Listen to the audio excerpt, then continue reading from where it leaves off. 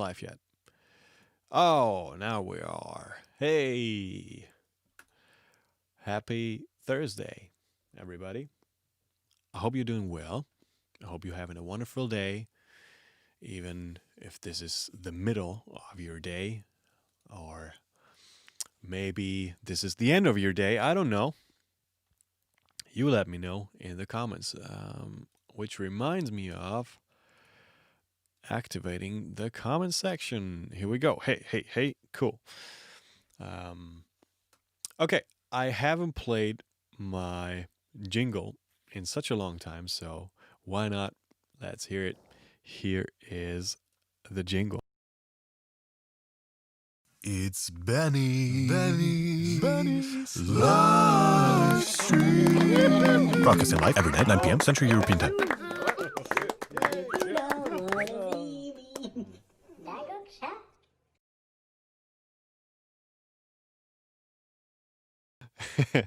Haven't played this jingle in such a long time. Oops, this is always so much fun. I created this jingle during lockdown number one here in Germany when I started my live stream journey. Hey, Mayonnaise. Hey, Jessica. Great to see you. Great. You made it. Uh, well, today is going to be a fun episode because we're going to play some bass today. Let me activate my bass here too.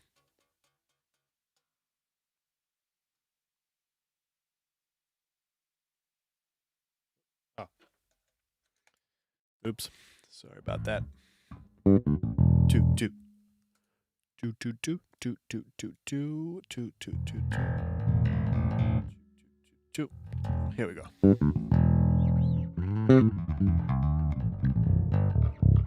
Haven't played bass today, so didn't really warm up, but that's okay. Okay, I want to talk about and play a little bit for you. And I want to talk about a topic that is very common with students that I teach in bass from time to time. And that's the difference between playing a bass line and playing the correct notes at the correct time. Um, but then versus owning a bass line. Maybe create a bass line that's more significant for your style and your character and on everything you can put in there that makes music and makes playing bass so much more fun. And I think that's a very important topic to talk about. So I want to invite you to post some questions if you want, but I don't want to really have these live streams being in a tutorial kind of manner. I still want them to be entertaining for you, and I still want them to be as real as possible. And I don't script anything. I do anything like just as it happens. And I think that's the only way to have fun with these live streams because I love to improvise and I love to just juggle around with different ideas while I'm doing something. And I think that's the most approachable way for people to actually learn a lot if they want to learn something, and for others is just hopefully oops, a little more entertaining. Okay, cool. So having said this, let's have some fun. Okay, the first song that I want to pull up is not written by me. I've played it a couple times in my live stream concerts. It's "I Don't Trust Myself" from the wonderful John Mayer, and I want to talk about this bass line played by one of my favorites, um, Pino Palladino, obviously, and he's like the master um, of this topic that I'm talking about today. So he's the best example for being a bass player that owns a bass line and still plays exactly the right notes at the exact same time, at the exact correct time, and fill it with groove and character and everything that makes it worthwhile to be a bass player on such a record. So where is it? Here we go.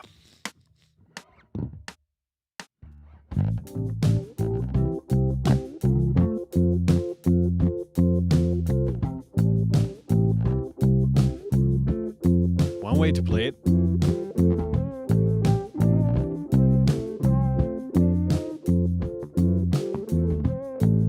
The easy way to play it.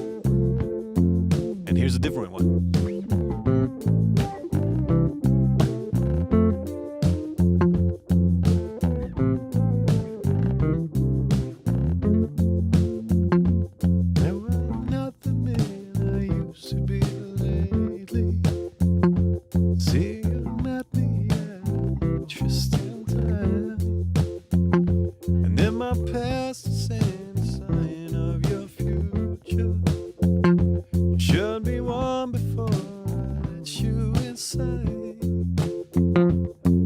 Okay, this is just an example.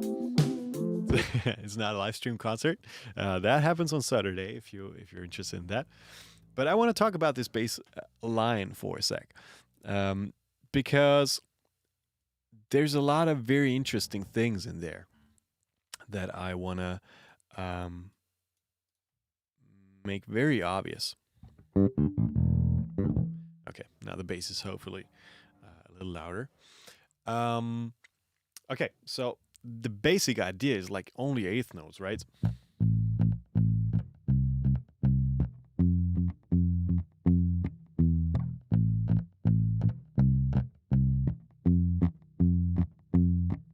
Very simple.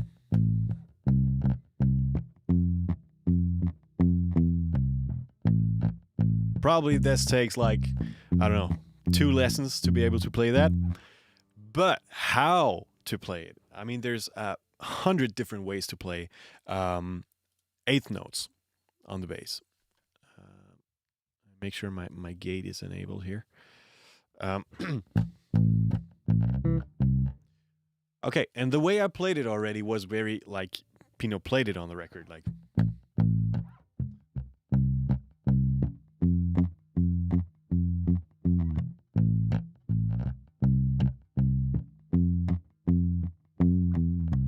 Their articulation is almost on every second eighth note. So the first eighth note is always short, and the second one is pretty long, which kind of gives it this draggy kind of feeling, like very laid back.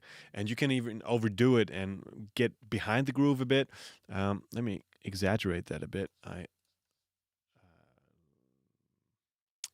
open up the playback once again. Go. And I exaggerate the laid back feel now.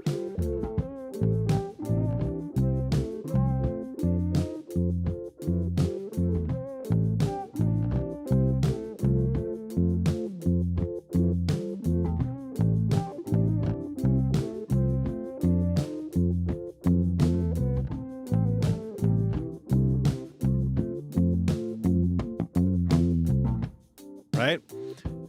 Okay. So that's the first thing you can do to own a bass line. You can play around with the time. You can be upfront. You can be laid back, as in this example. The second thing he does to really own this bass line, and that I love to do and imitate when I play this bass line, is he often plays the third up here on a G string, like an octave higher. And we all know that from these spread chords voicings. Usually added with a fifth or the octave of the root. So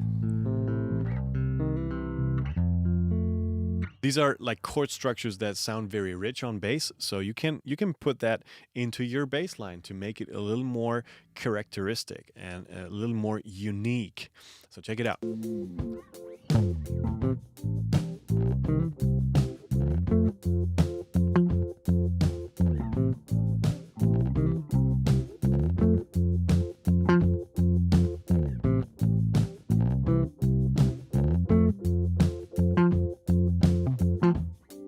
And I also added what he does in this bass line, which is really, really cool. He adds these 16th off notes. So check it out.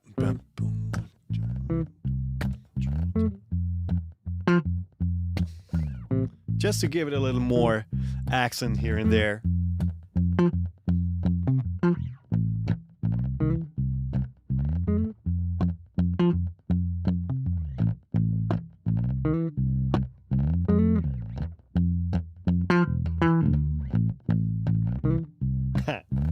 That was bad.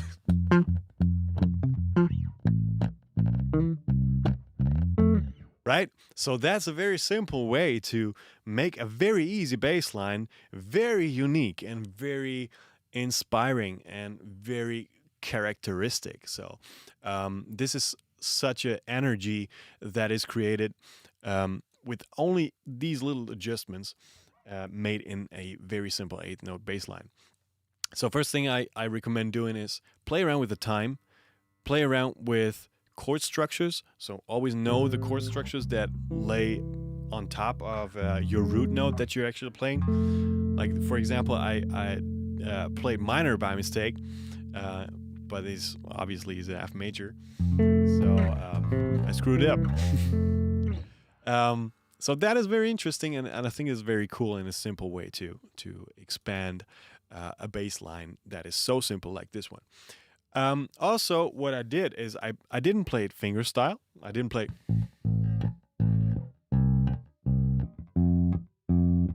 First of all, because I could not play like I don't know, like 2 plugging fingers spread over 4 strings.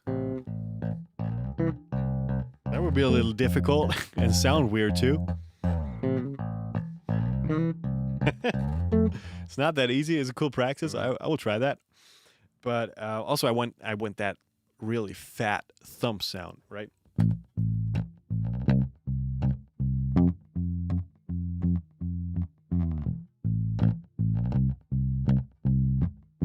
That's such a massive sound, and I can also articulate the first 8th note and just like support this very draggy kind of laid back feel, and I love that. It's very R&B. It's very cool. It's very relaxed, and it sounds very rich and wide to some degree. That's very interesting to me. Okay, that was the first example. That was a very simple bass line, so everybody of you can play that. Let me recognize the song from. Hey Tansy, you're back.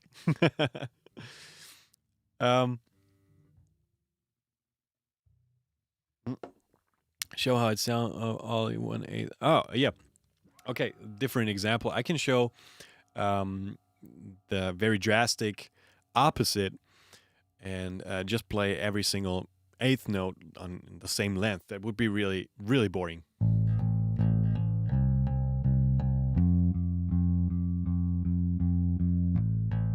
No articulation.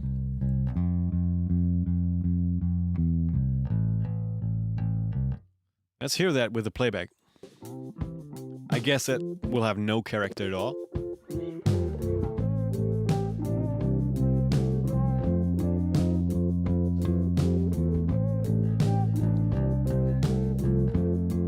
I can play all staccato.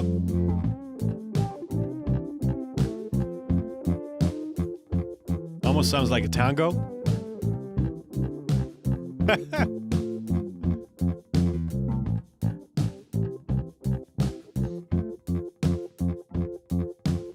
Sounds very weird, right? And very boring.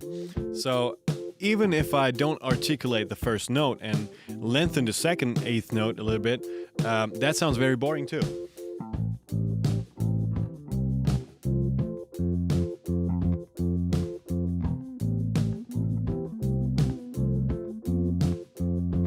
It's a little better, but it's very boring, right?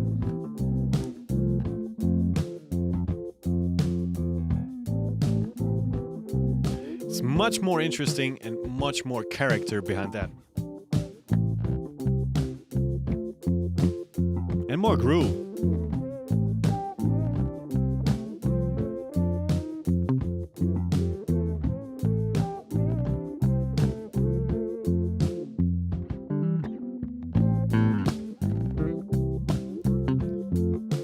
Okay, come on, fuck it. I play the song because I love it. And since some people are watching right now, let's do this. Come on. Hey. Hey, hey, hey, hey, hey, hey, hey, hey. Two, two, two, two, two, two, two, two. Oh, two, two, two, two, two, two, two. Hey, hey, hey. Let me disable the gate. Here we go. A little preview to my live stream concert on Saturday. Hey. Only for you.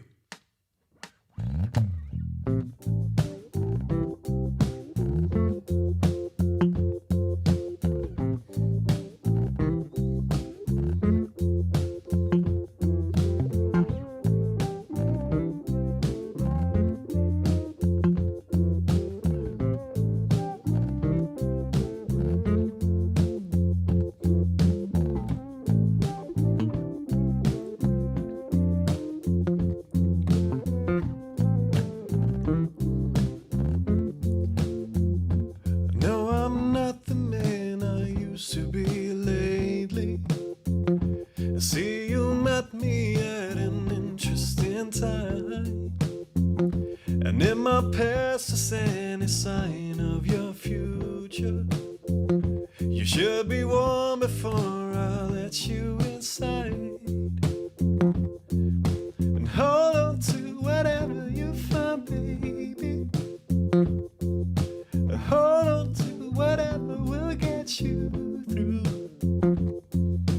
Hold on to whatever you find, baby. Said I don't trust myself with loving you.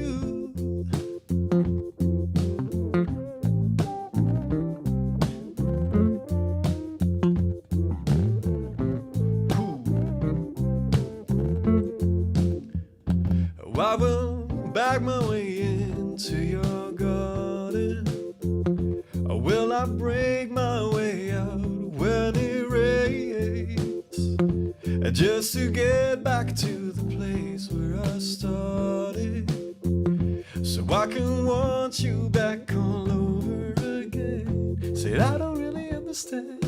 Hold on to whatever you find, baby. Hold on to whatever will get you through.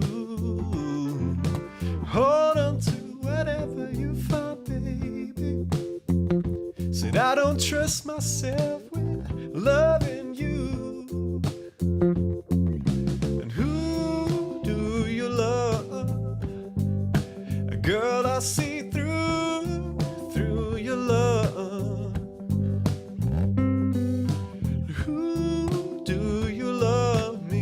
All the thought of me, all the thought of me. Very interesting bass line.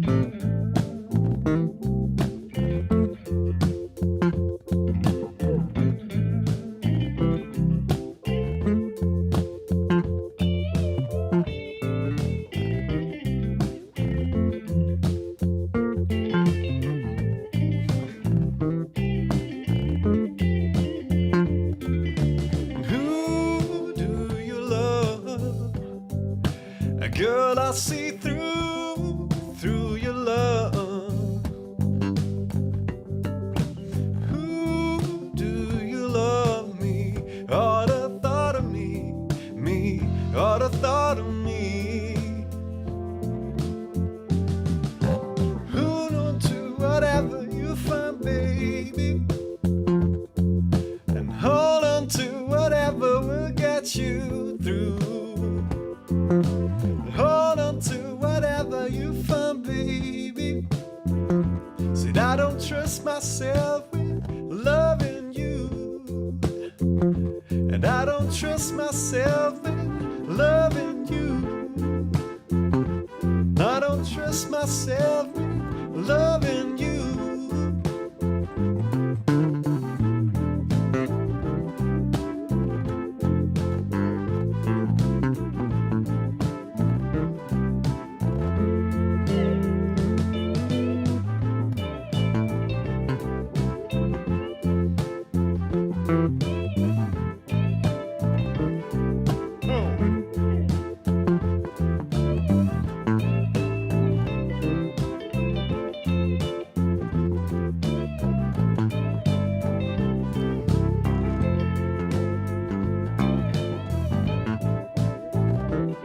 And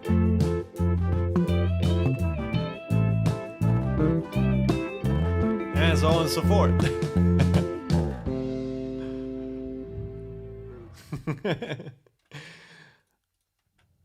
Well, that was cool.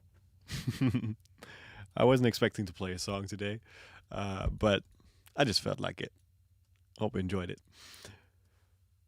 Okay, so that is one way to own a bass line. Just expand the range of interpretation of the bass line.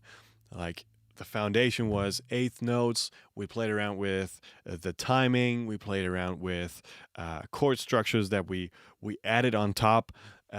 We also played around with a little fiddle fills and some 16th notes that we put in here and there to just ease up the groove a little bit, because it can get very, very heavy and very boring. And I think like these little punched in 16th notes lighten up the whole groove a little bit. So Pino Palladino is a master in making the subtle difference in very easy stuff, and I love that.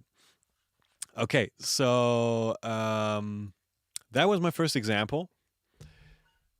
I want to let me pull up one of my songs real quick. I'm going to share the screen with you guys. Where am I?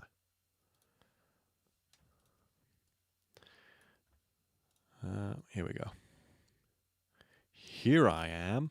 Rock you like a hurricane. Okay, I hope this is not too loud. Let's pull this up.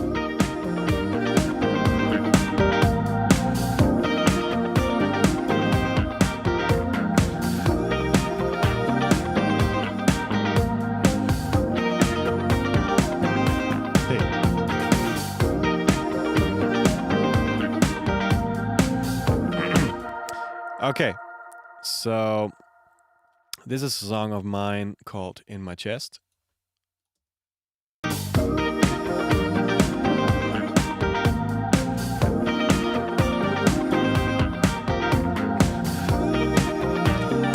It's a brand new song that will be released with my Hope EP coming up 12th of February. And I'm looking forward to share this with you, because I think it's a cool collection of songs, and a cool collection of songs that will make the first part of my Joy album that will probably be out by mid or end of this year. I don't know. Depends on when I'm finished. But I'm really looking forward to share this first piece of the record with you, because I love the songs, and they're so much fun to play, and they're so much fun to record and produce. So yeah, keep your eyes on that. That's gonna be fun. Okay, I want to tune in into, let's say, first chorus. And somehow this feeling never changed at all. Gonna mute the lead pilot for a sec.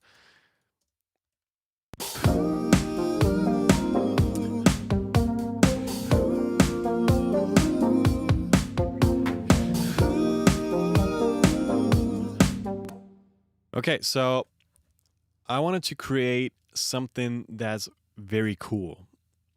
And I didn't want it to be, I didn't want it to create a bass line that is very simple and very easy to play for everybody. And I wanted it to represent what my character hopefully my character on bass sounds like. And most of you know that I love the thumb technique, because it sounds super fat, and I like fat bass sound.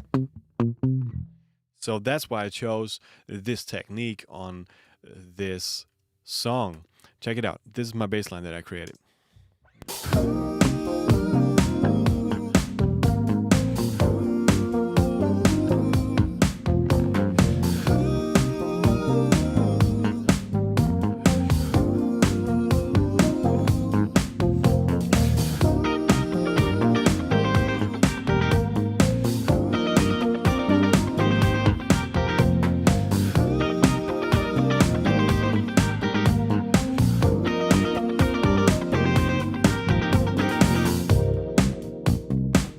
So the notes are not that hard to play. You can play it with fingerstyle too. Check it out.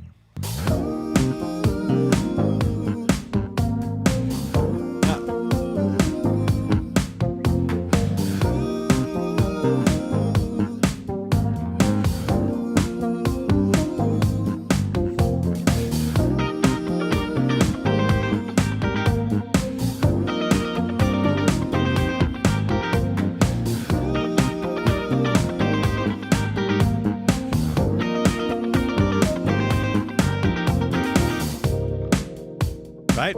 That sounds cool too, but I think somehow, especially on this bass, I really want this fatness in the sound, and I also want this very percussive kind of sound on top of that, so I can make accents and I can make articulation in my bass line. For example, I always supported the snare hit with a pluck.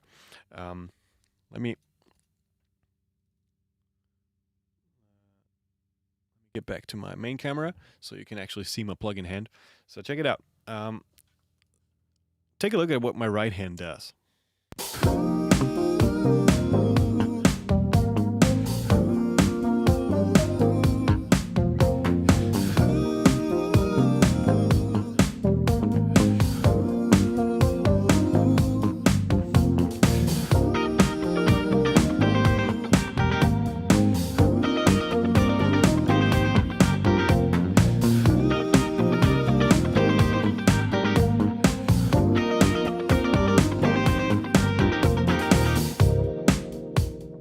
So the thumb notes are really, really fat and have a lot of low end to them, whereas my plucked notes, like, they're a little thin and they're very articulated. So anytime they come together with the snare hit, this is actually complementing the sound of the snare and adds some overall structure to the sound the snare makes.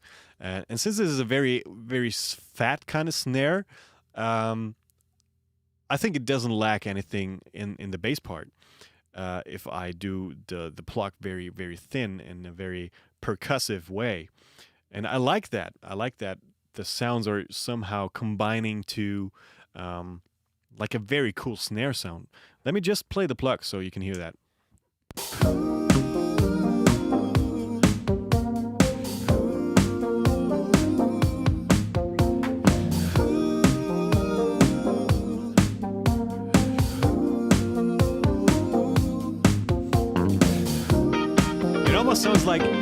It almost sounds like the snare is in tune, right? So that's a very cool thing that I love to do, especially in like disco kind of grooves like this one is. I really love if you support what's already there and kind of like just put some more color on what's already there regarding the arrangement perspective. So yeah, this was my intention. I wanted to create more impact with the snare hits, and I wanted to have very fat downbeats. So that's why I created my thumb line. Let me play the bass line with just the thumb.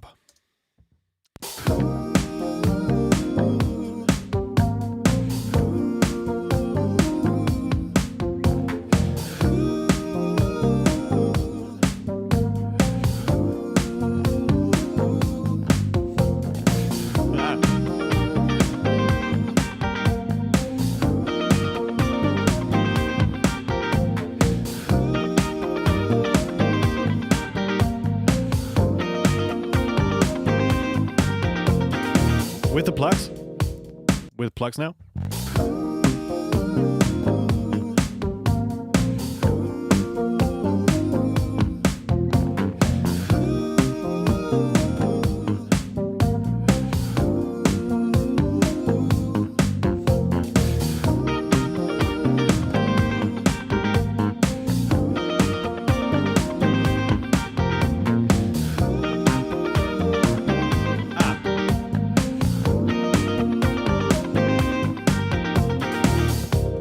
So more or less the same. But you could probably hear that the bass line is not lacking that much if I only play the thumbs, because it sounds very, very fat, um, even if I like leave out any plugs. Let me make sure I'm reading some Instagram comments and overall the chat as well, because I wasn't really paying attention to what's going on. I just saw some comments popping up. Sing a second voice below. Got to learn a thing or two today. Thank you for doing this, Ben. Hey, sure, man. Great to see you, Ray. Gaia, great to see you.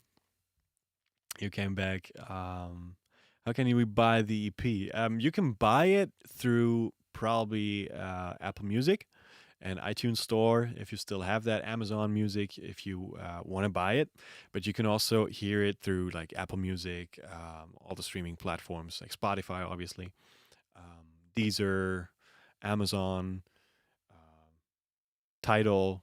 It's gonna be everywhere, and it's gonna be out on February 12th. So mark the day.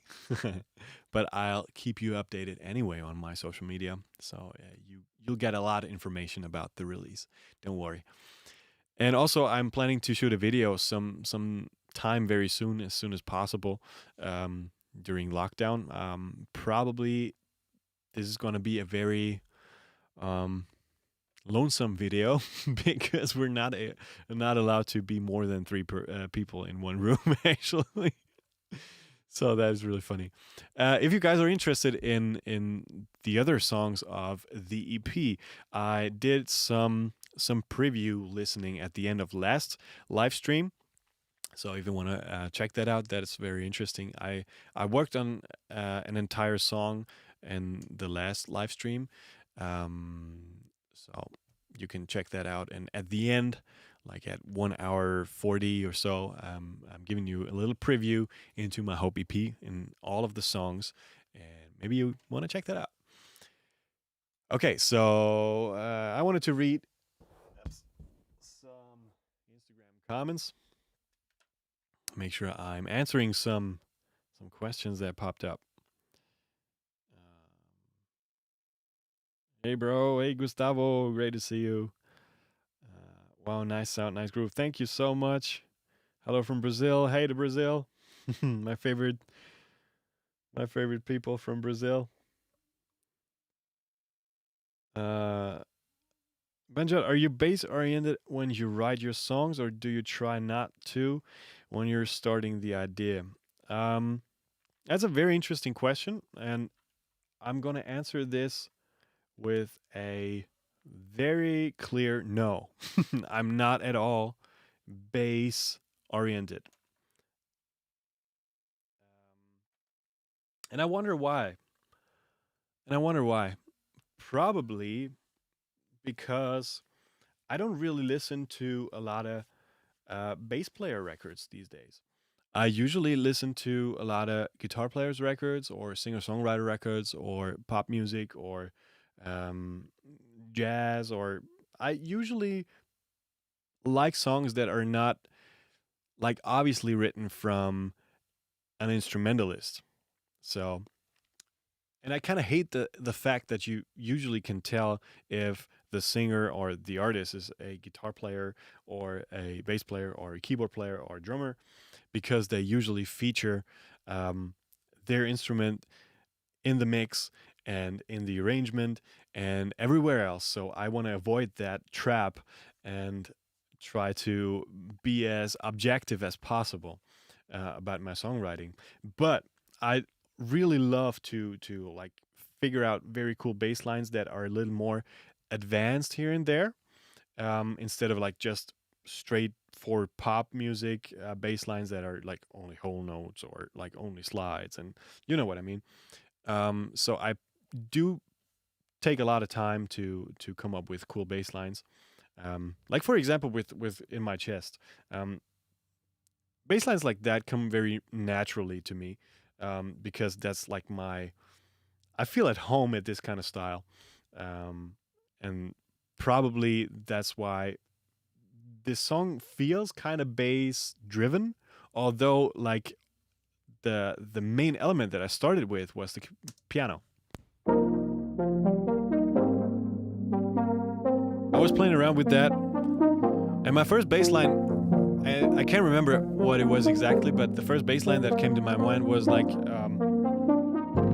dun, dun.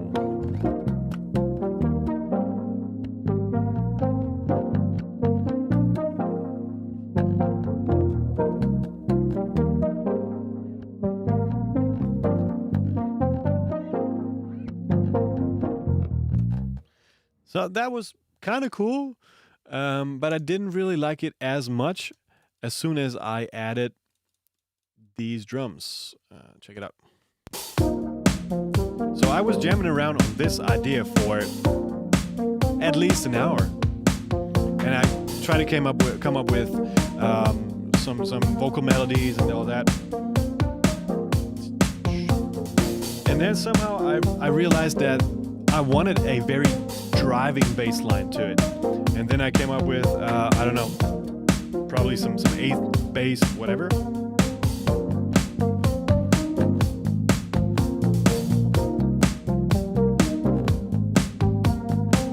This is very straightforward pop music.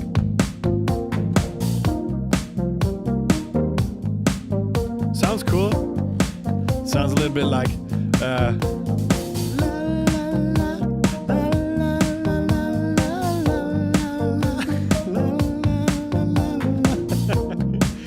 Kylie Minogue vibe.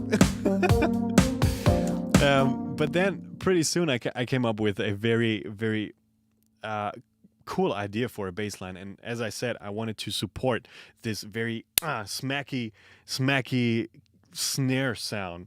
And I wanted to make it even more smacky. So that's why I added these plucks with my right hand. So...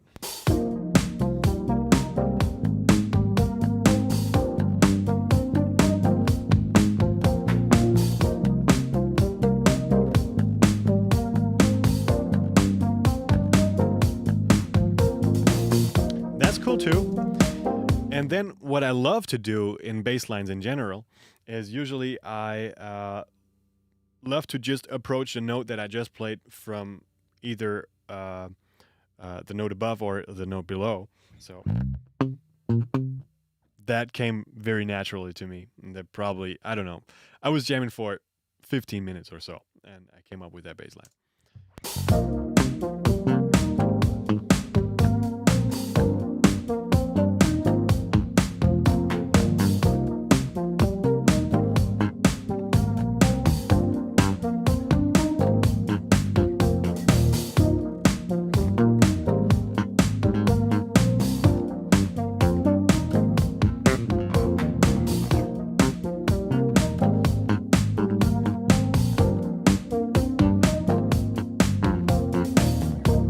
And so forth.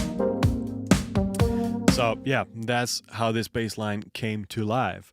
And I always look for, since this title of the video is called playing a bass line versus owning a bass line, I always try to own a bass line, even if this is a very, very, very simplistic kind of approach behind the bass line. Let's take a ballad, for example. Let's take, why not John Mayer again? One of my favorites, Slow Dancing in a Burning Room. Yeah, you saw me do that with Morton Miller. You saw me do that in my live stream concerts. And you probably never heard the bass line that Pino Palladino was playing, but I try to keep it simple.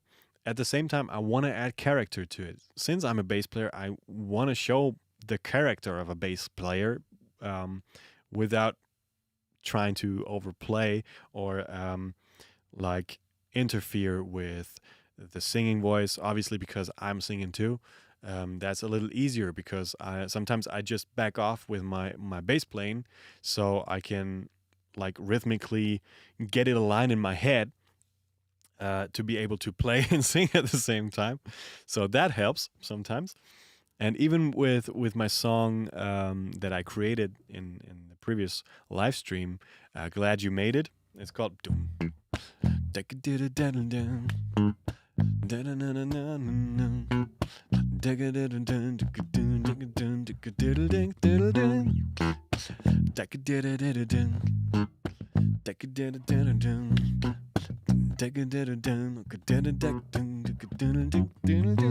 So I try to like put the vocal melody right in between the bass line, or like even like let one note ring and sing over it or so, even if that's not the original bass line in that moment. Obviously, there's some differences sometimes between recording and live, so you always want to make your live easier in a live circumstance. So back to Slow Dancing in a Burning Room. Let me play just the chorus.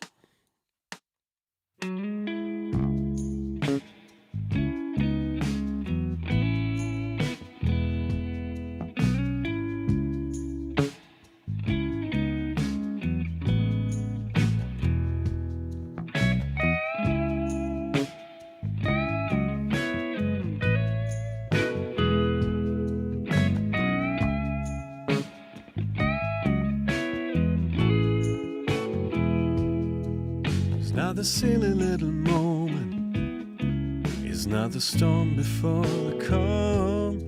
This is the deep and dying breath of this love that we've been working on. So that should make the example.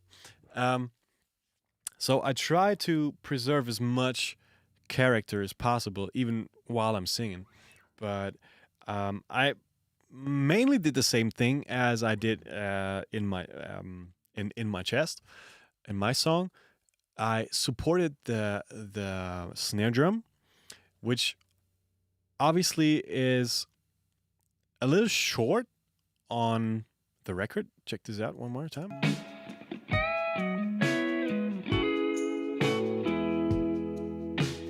So although there is a tail, a reverb tail, and maybe that's interesting for you, so you can see what I pay attention to while I make these choices.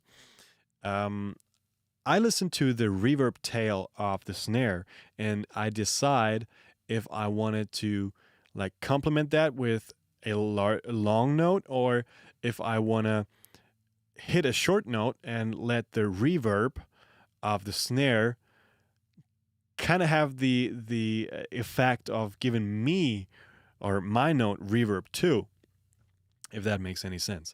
So that was my initial decision. Like right now, it's not very a conscious decision anymore because I played this song so many times.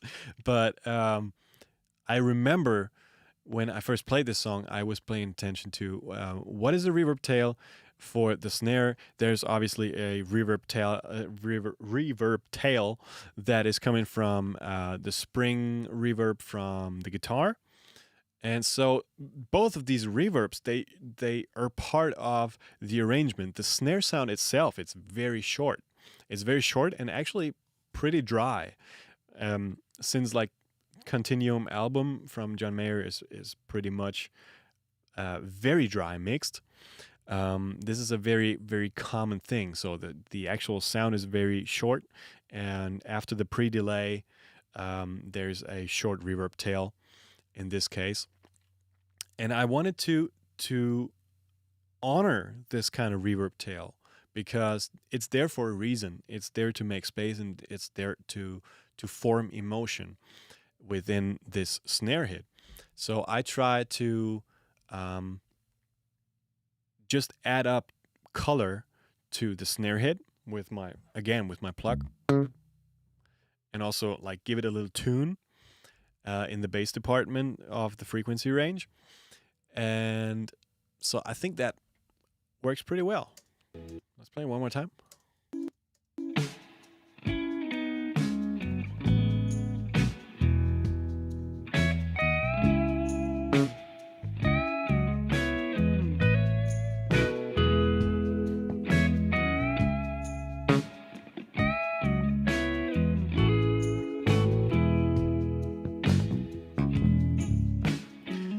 Right? So if you pay attention to these kind of things, I think all of a sudden the mix and the overall structure of a band sound is coming to life a lot more. And this is always what I try to achieve when coming up with when I try to come up with bass lines, or when I play bass lines in my own way. Um, and other than that, I think I pay attention to what the kick drum is doing. So again, you have dum dum dum dum, very easy. I add a note here and there, and I try to not interfere with the vocals or the melody guitar that is playing um, at this very intro. So yeah, this was my thought process behind that.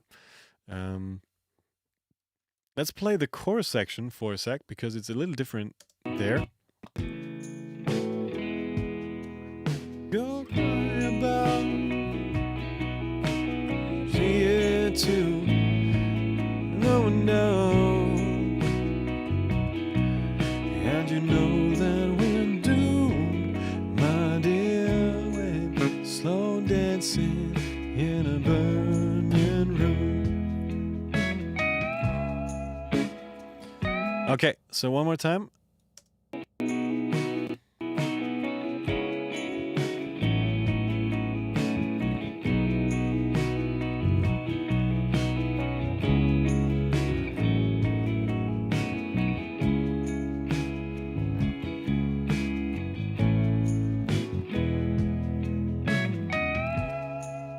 Yeah, so I listen to I know the melody that is we're going down, and that leaves a lot of space, and you can see it too. Sing the melody for a sec.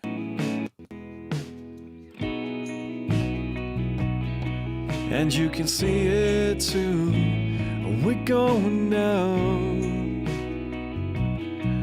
and you know that we're doomed, my dear. We're slow dancing in a burning room. Right? So I try to leave space for these because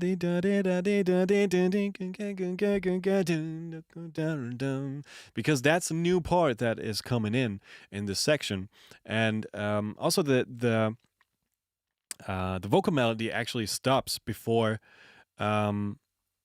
these chord structures finally come to presence. So they play from the downbeat on the very first bar of the chorus section, but still you kind of follow the lead vocals. So I wanted to give this guitar pattern as much space as possible. So that's why I just decide for long notes there, or maybe just support the harmonic change a little bit instead of like playing a fill or a little more busy bass line, which would probably be more necessary for other styles of music, because usually the chorus opens up a bit. But in this particular chorus is not the case. I think long notes are the best decision to support what's already there, and to support what's important and what is driving the song in this moment. Overrated music production says, that's pretty cool. To be honest, I usually did not pay so much attention to that before, but now you say it, it pokes straight into my ears. So yeah, that's why I do these live streams for. Yeah, as I said, most of these things do not happen consciously anymore because I played these songs so many times, but these are decisions that I consciously take, and I think they're important if you wanna be a better musician instead of a better guitarist, bassist, singer, whatever, a better instrumentalist.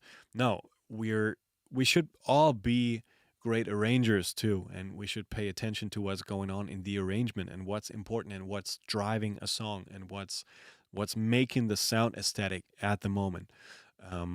You can play busy and still fulfill that kind of respect towards the other parts that are in an arrangement, but at the same time, it's very it's very unnecessary to play a lot most of the times. And I figured that out whenever I play with a band that is a little more unexperienced, and they're very focused on what they're doing on their instruments, and or like if I play with musicians that have some ego problems, and that happens sometimes. Not anymore since Corona, but sometimes that happens. Mm, they are so focused on what they're doing that they rarely pay any attention to what's going on in the band, or what any of the bandmates are actually playing. So a good rule of thumb is to always be able to tell what somebody in the band is playing at the very moment, and listen. Like keep your eyes and ears open to who wants to communicate, because my philosophy is always I want to communicate with musicians. I want to communicate with artists. I want to communicate with the audience. But the most important thing is to be in the moment in music, right? So yeah, that's my philosophy behind that, and I hope you can see that in the Martin Miller videos, or you can hear that. Um, I always try to back off when I need to. I mean, this band is playing a lot, right? So we're not like very super accurate, disciplined players all the time, because this kind of format just evolved into being this format. But it works for this kind of circumstance. Um, I know that, and I played with all of them in different circumstances. Um, that all of us know our job whenever it's necessary, right? So we're all studio musicians for many years, and we played so many records, and we did a lot of touring. All of us did, and we know what's necessary um,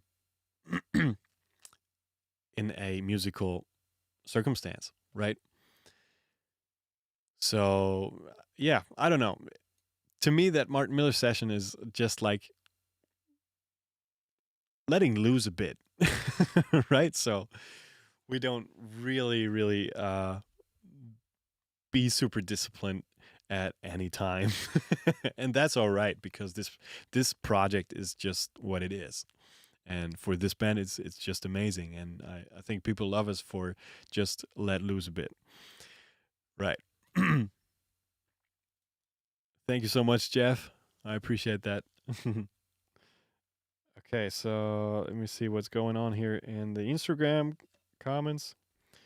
The one you played, I cause we have ended as lovers. Oh, thank you so much, Sharmush. Shamasush. Thank you, man. Hey, I appreciate it. Appreciate that you're following this live stream. Okay.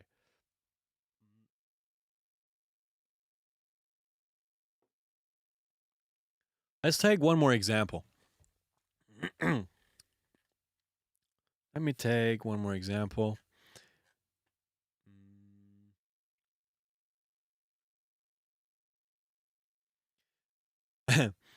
Okay, that's very interesting.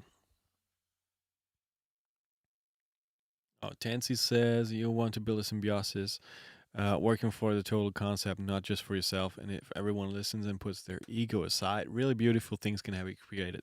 That's very true, and that's exactly my philosophy.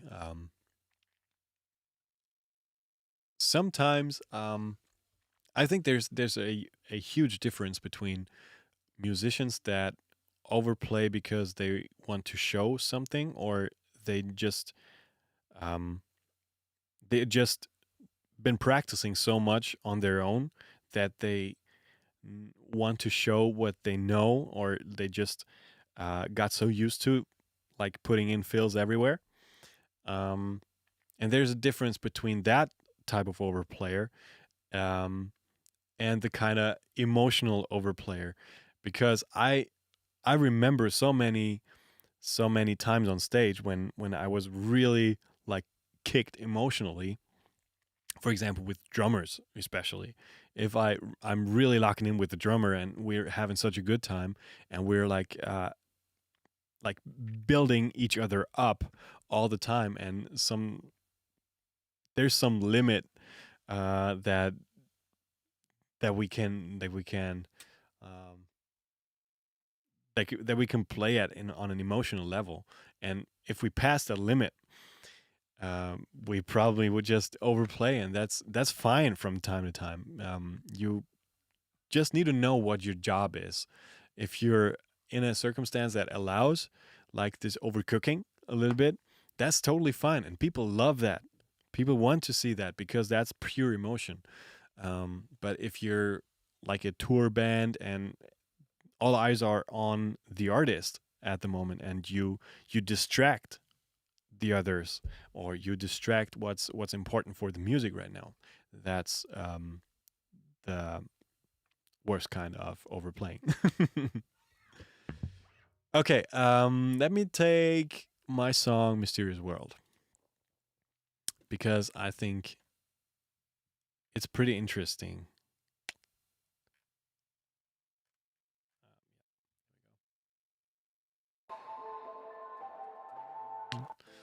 Skip forward a bit. Okay, so why did I choose to play pick on this song? I could have played it with fingerstyle, or I could have played it with um, my thumb. Get a pick. Nah, there we go.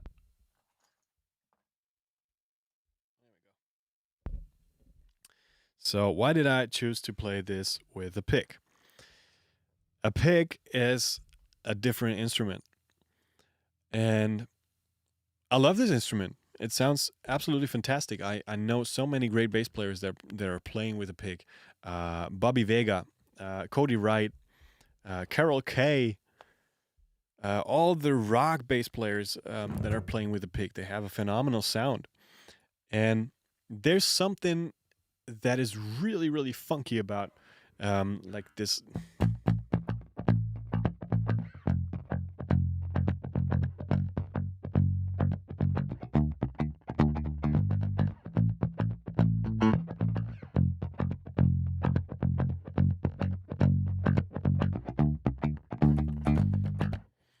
And what I love about the pick is that you can control the sustain so easily.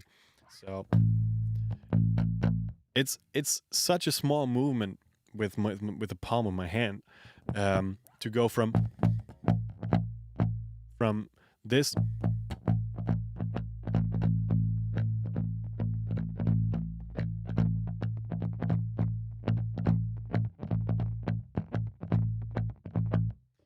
and anything that's in between sounds interesting somehow. And also, what I love is that you can put in so many subdivisions that are actually very supporting the groove, especially if you slightly swing it, like it is the case in Mysterious World. We have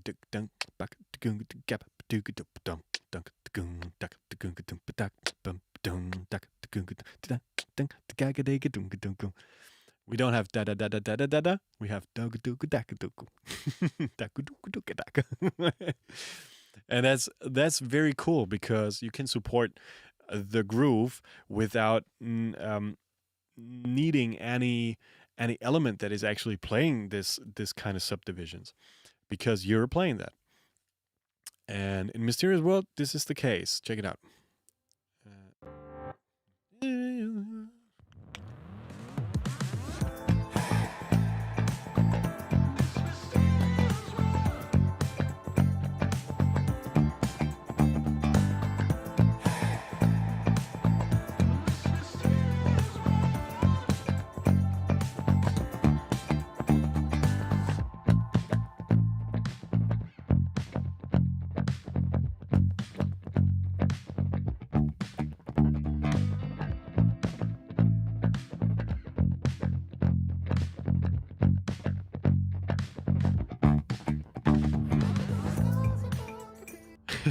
So that's pretty cool. In the chorus, there's a lot of percussion going on that is actually supporting the rhythm of the groove in a complementary way. Whereas in the verses, there is only guitar and bass playing this kind of pattern, and the guitar sticks in somewhere in between. So that's pretty cool, and I think that's a cool way to uh, like put the things of the benefits of a guitar player and the sound of a bass player together, because I can play it with my thumb too.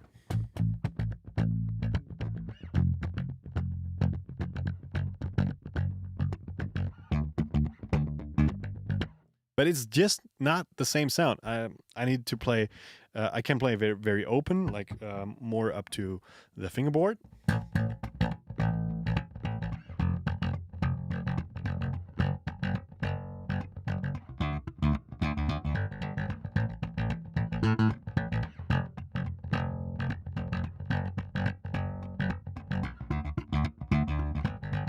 It's just not the same. Like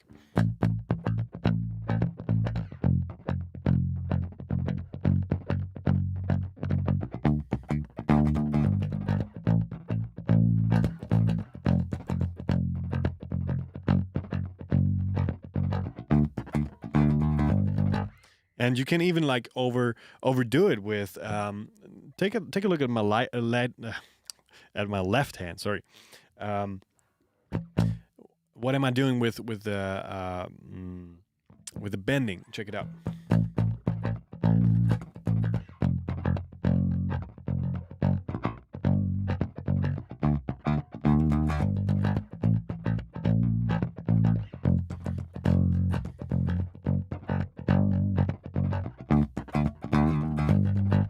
And you cannot do that if you play this with either finger or a thumb. You can do it, but it doesn't have the same effect and not the same character to it.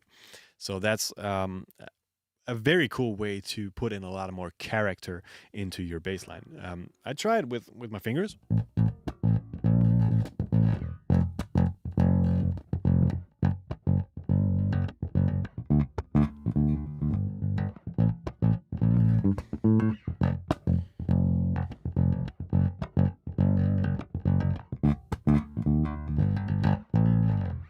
It's not the same, right? It's not as groovy, and it's not as thumpy and as rhythmic and cool and characteristic. And so yeah, that's why I love to play with the pick from time to time. Also, like the rock stuff, you cannot really fake that. Like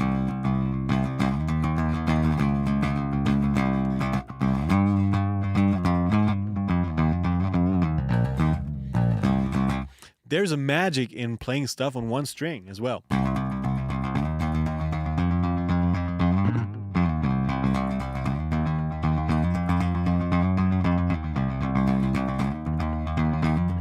This is just a cool sound, and you can do that with your thumb.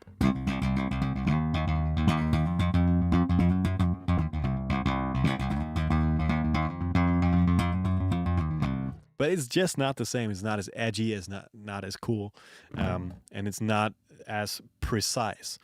So yeah, I love to use a pick, and especially on a P bass. Let me fake that real quick.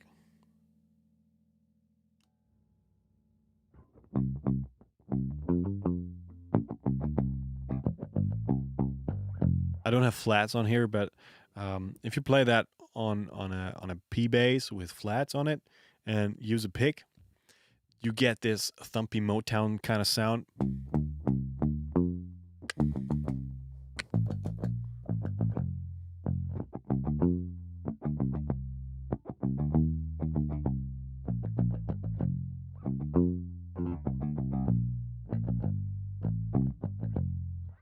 Right? So that's a very cool way to get that sound too. Um, yeah, this these are a couple ways to really own a bass line instead of just playing the right notes. And please, if you check out a bass line online, or if you um, taking part in any bass classes or whatever, always pay attention to what you can do to make this more sound like your own bass line, instead of like just um, playing the bass line one to one. Because I think that's almost always um, very appreciated. And I'm not talking about like changing the bass line. That's a completely different thing. You don't need to change the bass line. These are not changes, because you keep the essence of the bass line alive, and that's the most important part. Um, for example, maybe you know the bass line to "Do I Do" from Stevie Wonder. No, two, three, one, two, three.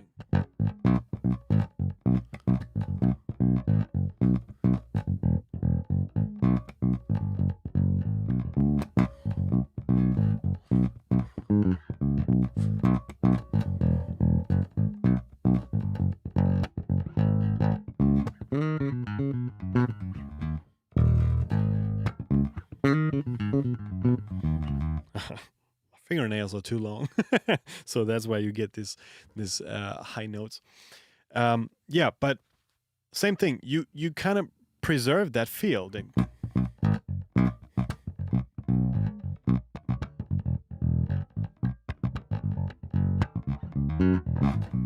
But you can make this your own, right?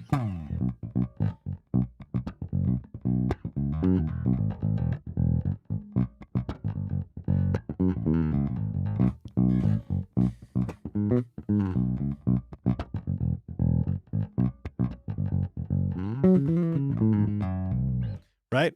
So, and I'm not really necessarily talking about fills, but you can juggle around with the notes that are under your fingertips. If you have a certain like pattern of notes that are in your muscle memory, and you can add that, and as long as you keep the essence of the bass line alive, that's totally fine. Um, as you saw with the bass lines that we checked out so far. Okay, one last example. Okay, um,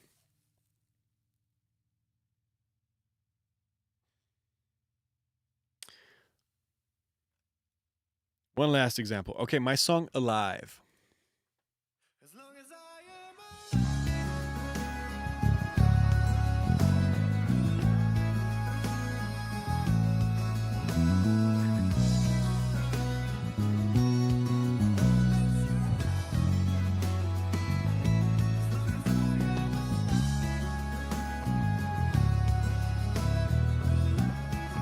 ah,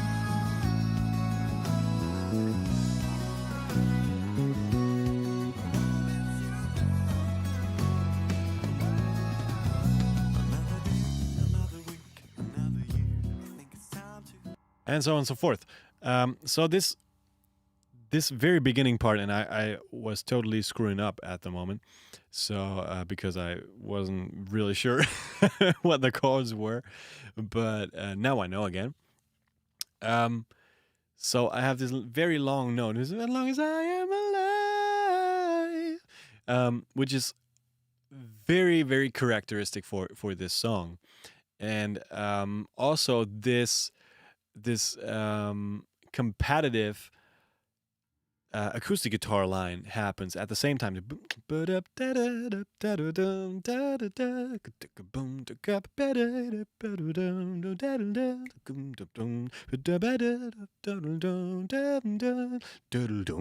So the only thing I wanted to do is um, combining the harmonic structure to give as much support as possible to these main melody lines. So, and as long as I am alive, alive, I won't let you down. So that's a very busy arrangement. So there's strums, there are plugs, there are strings, there organ, there's organ, there is I don't know, like a Rhodes, I guess.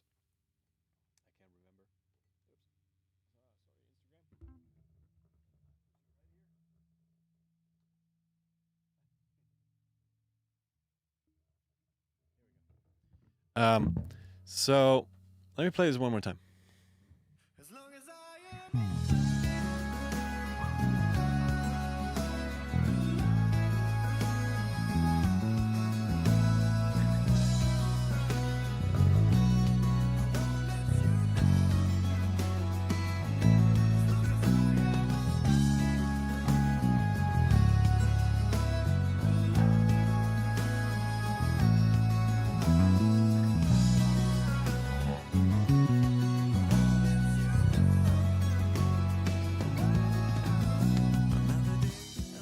Okay, so I try to very much like support the downbeats because it's this very epic kind of sound, and I wanted to create like a vroom,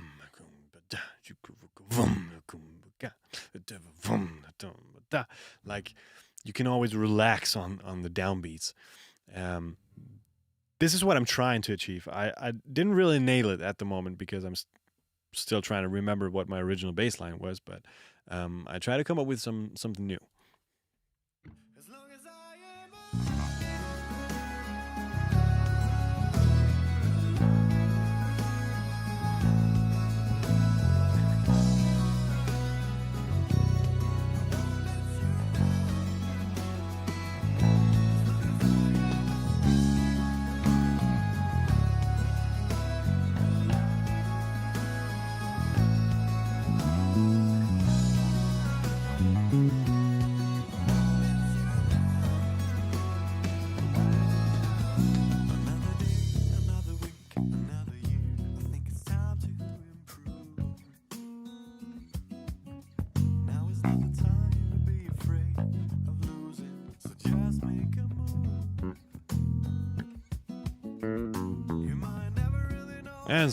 and so on and so forth. Yeah, so I always try to have this downbeat and this chordal structure be as supported as possible with my bass line. And also because there's so much stuff going on, sometimes I was listening to this tom fill right in the middle of the first chorus. Check it out. Here he comes.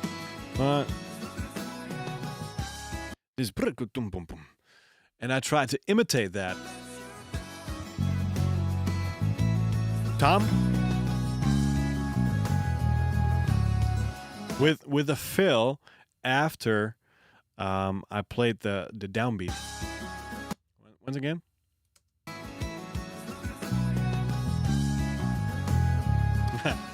A little later. Sorry about that.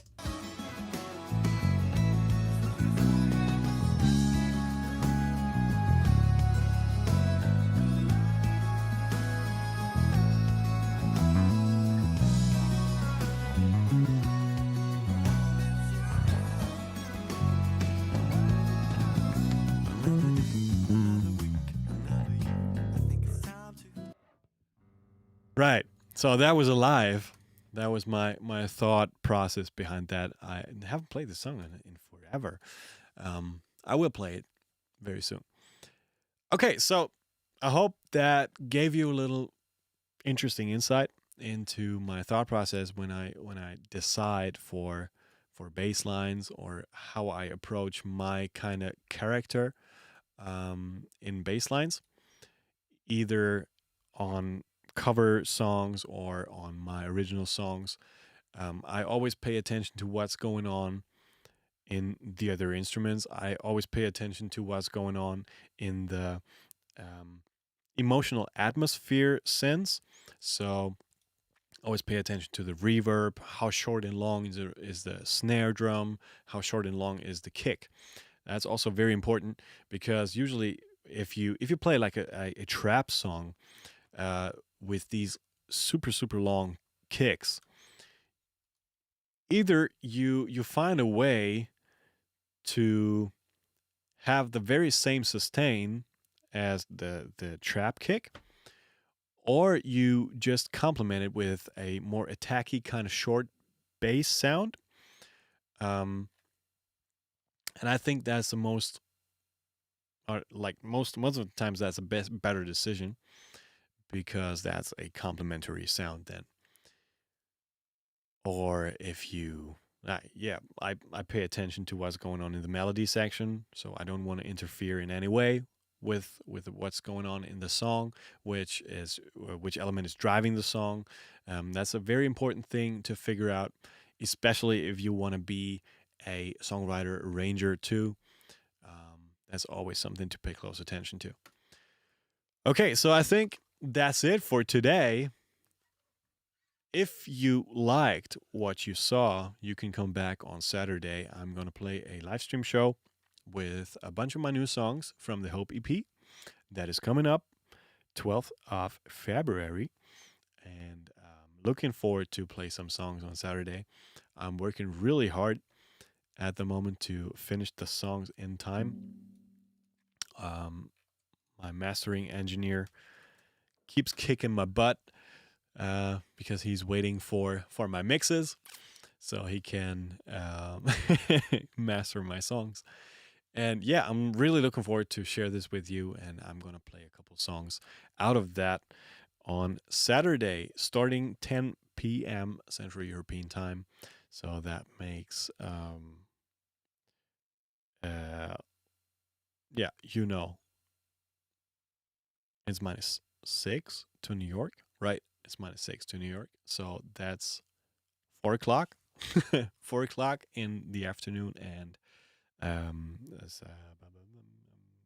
1 o'clock in the afternoon and in LA, and wherever you are in the world. Maybe you can check that out yourselves. It's 10 p.m. Central European time, and I can't wait to play some songs for you. Have a wonderful day. If this is just the beginning of your day, if this is the ending of your day, hope you enjoyed it, and I can't wait to see you. Take care, everybody.